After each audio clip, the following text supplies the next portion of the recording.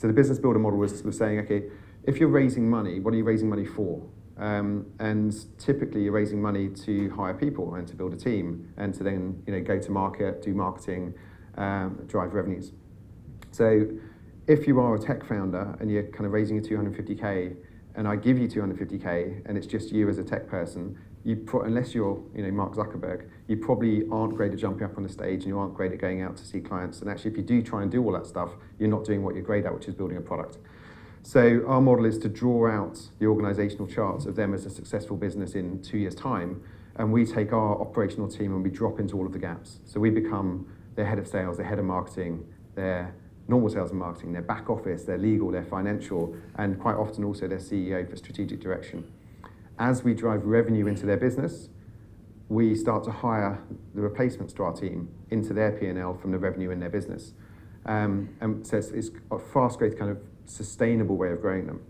And the aim is that somewhere around the 24-month mark, they've got 100,000 plus monthly recurring revenue, so 1.2, 1.3 million, and a full team on their P&L ready to leave our infrastructure, leave our offices, and hopefully go out nicely into the world. And for me, at that point, is probably quite a relevant question for some of you guys, is then what next from a funding perspective? If you put 10 businesses doing 1.5 million, growing at 5-6% a month in front of VCs, you can paint a picture for all of those 10 businesses taking VC money, Series A, and off we go. Those are the bets that the VCs make, right? And that's their model. In reality, probably only 1 or 2 of them should take VC money, because once you go into the VC journey, you need to be a 100 million plus business. So once you've taken VC money, you're going to be leveraged, you're going to be hire loads of people, spend the money, get to the next round, get the next valuation. So what happens is that there are probably, of those 10, there are probably 3 businesses they invest in that they should never have invested in anyway.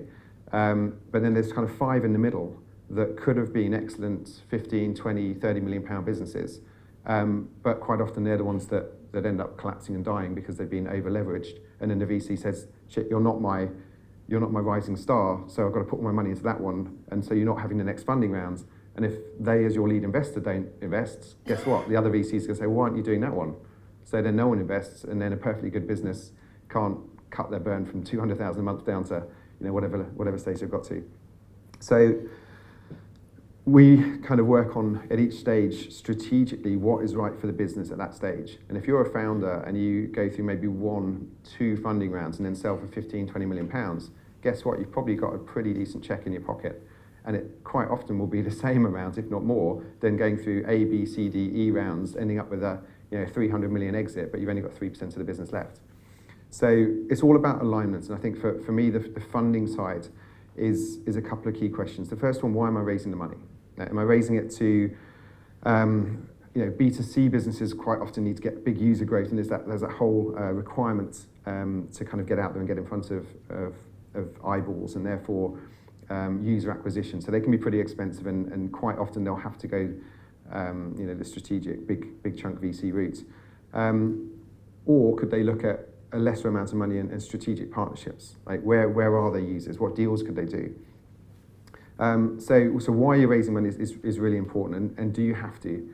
And if you do have to, and you see you need to grow, and there's some really good calculations we can talk about, which are how you analyse your balance sheet and look at kind of the growth ratio that you can achieve with your current cash based on things like stock and credits to days and accounts payable, etc. So then the key bit then is, why am I raising it? What do I need it? Do I have to? And if I do, what are the options? There are tons of options. And for me, the most flexible and interesting part of deals is the deal structure itself.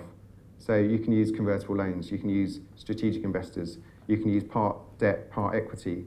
You can go to people that would help your business, like in the case of the Viapace business for me. Or ultimately you can say, I just need a chunk of money, in which case, who's going to give it to me with the least strings attached?